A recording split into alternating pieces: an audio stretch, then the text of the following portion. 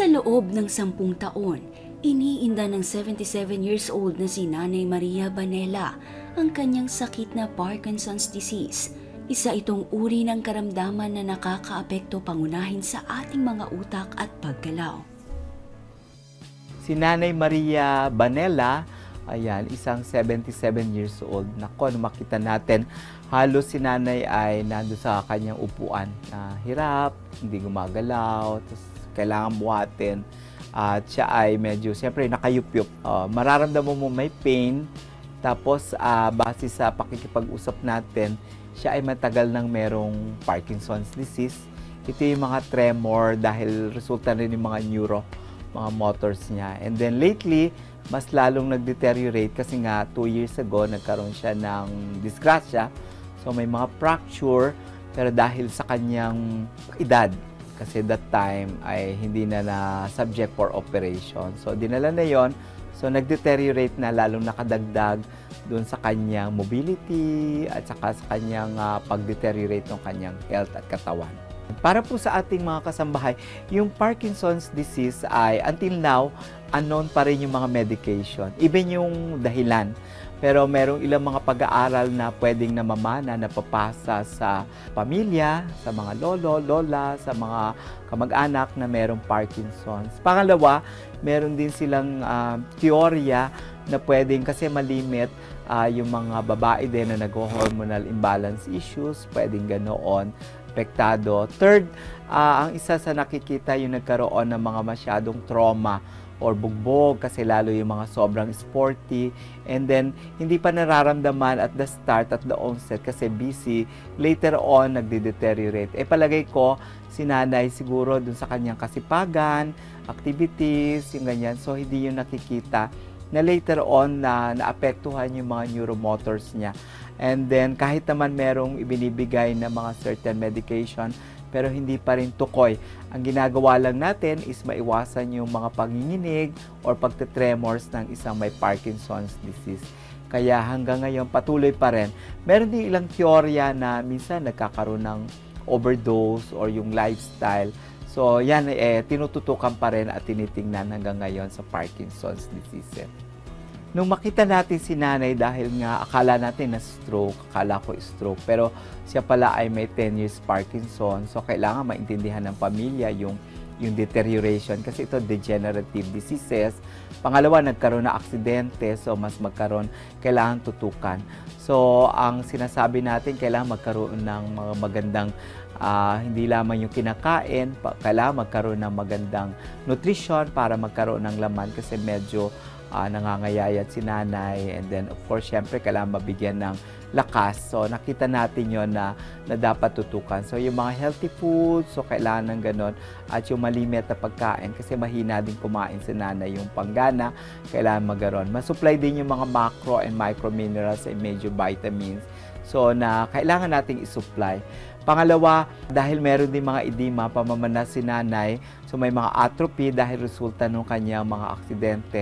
Immediately, in-applyan agad natin siya na acupuncture para mag-subside. And nakakatuwa naman kasi in a few minutes medyo nakatulong. Sinabayan natin yun ng physiotherapy para yung mga pain na nararamdaman niya at even yung kanyang panglalamig kasi medyo pag magantong malamig, ibig sabihin mabagal yung daloy ng dugo. And then of course, mataas din yung tremendous yung pagtaas ng blood pressure ni nanay. So binigyan natin yun ng immediate concern natin. And then of course, syempre kailangan sinabi din natin kasi yung nagkakaroon na rin ng issue ng dementia na hindi mauwi sa mas malalang Alzheimer. So yung mga mental exercises para sa mga neurons, sa mga motor exercises, mga sensory, makakatulong yon. And then syempre, isang napakaganda yung kasi yung makafocus lang ng kanyang medication ay dun sa Parkinson's. So binigyan natin siya ng immediate na supplementation, yung Insuplast with Bonascus Red. na maganda na makakatulong para sa kanyang pagbaba. Maliban kasi na magaganda yung kanyang blood pressure, lalabnaw yung dugo, nakakasupply yung insulin plant, ay meron din mga phytocyanins, may flavonoids, magaganda rin yung mga vitamins, major vitamins, yung A, D, E, K, maganda yon na meron laman yung ating insulin plus. Plus of course yung Monascos Red, yung rice yeast red, ay magandang tulong yun kasi magandang pagluog ng kanyang mga ugat, lalo na sa kanya ay medyo na skinny na. Oo, sinanay para gumanda yung mga ugat niya, dumaloy ang dugo. And then para hindi malimit na may atrophy, may anti-inflammatory, and of course yung mga magnesium, calcium, and potassium na normally hindi nakukuha sa mga kinakain ay meron yung Issue Plus. And then, syempre, binigyan natin sila ng mga regimen din na mga dapat kainin. Kung mga soft diet, kasi si nanay hirap din dumumi. At saka yung pag-ihi niya malimit. Kasi nga, syempre, hindi niya na nakokontrol. So, kailangan magkaroon ng immediate detoxification din para makadumi. Kasi medyo may pagtigas yung kanyang tiyan. Meron mga abdominal distension. And ang nakakatuwa, after treatment natin ng physiotherapy, dumigay siya, umuutot, and then sumigla. Iba yung boses niya, so yung hirap siyang uminom kasi hirap pa inumin ng liquid, ng tubig, pero finally medyo uti-uting nakakatulong. At syempre sabi natin kung matutulungan na yung lifestyle niya, makatulog, maayos yung tulog, yung posisyon, at kung mabibigyan ng chance na makakalabas, magkaroon ng paaraw, vitamin D3 para makatulong sa mga buto niya na regimen. Ito yung mga binigay nating mga tulong, combination of therapy and treatments and supplementation plus the medication na kailangan ni Nanay Maria. Lubos naman ang pasalamat ng kaanak ni Nanay Maria dahil sa ating pagdalaw. Salamat po sa Diyos. Kasi po si nanay po kasi lagi po siya nakatagalit matulog. Yung ulo niya po lagi po nakaganyan. Kaya yung pagdalaw po ngayon, nakita ko po kasi yung ulo niya, natatayo na po niya. Yung ginawa pong therapy, napakagaling po nung ano. Kaya nagpapasalamat po talaga ako sa Diyos na nadala po si nanay.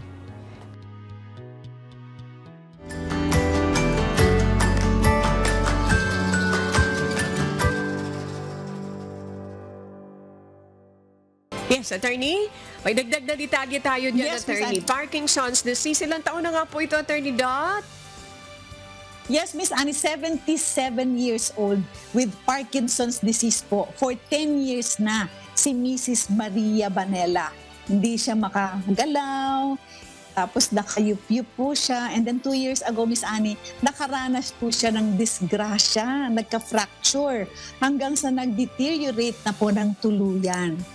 Well, actually, Miss Annie, from the studies, sa pagbabasa po natin, there is still no cure for Parkinson's disease. Pero ang dami pong may sakit po ng Parkinson's all over the world. Parang I think mga 10 million. So, information lang po regarding Parkinson's disease, Miss Annie, para po. Kasi diba, sabi po natin, ang serbisyong bayanihan, nagsiserve din po tayo through education. We have to educate all our listeners. Parkinson's disease, Miss Annie, is a brain disorder that causes unintended or uncontrollable movements. Yung gumaganyan-ganyan yung kamay mo, Parkinson's yan. Such as shaking, stiffness, and difficulty with balance and coordination. Ang cause daw po niyan, Miss Annie, ay basal ganglia, an area of the brain that controls movement. Nerve cells or neurons in basal ganglia produce the brain chemical dopamine, sometimes called the love hormone. When neurons or nerve cells in that area become impaired or die, they produce less dopamine. Scientists still don't know what causes the neurons to die. So, ito ngayon, Miss Annie, ang 4 na symptoms ng Parkinson's disease. 1, tremor in the hands, arms, legs, jaw, or head. Kung naaalala po niyo si Muhammad Ali at saka si President Reagan ng US, nakikita po niyo before, nung buhay pa po sila, naggumaganyan po yung kamay. And then, muscle stiffness, where muscle remains contracted for a long time. So, medyo naninigas naman.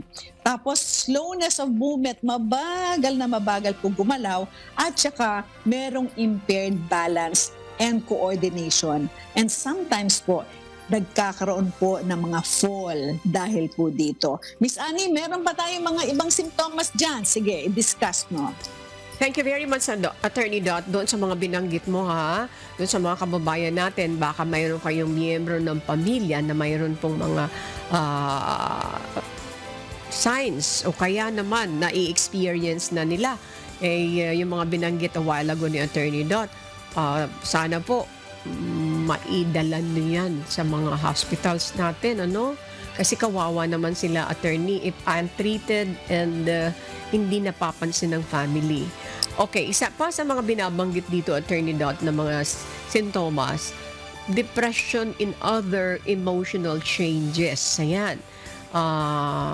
May difficulty din in swallowing. Ba? Yung pag-swallow, paglunok mo. Ayan. Pagmuya at pagsasalita. Isa rin po yan sa mga sintomas. And ano pa?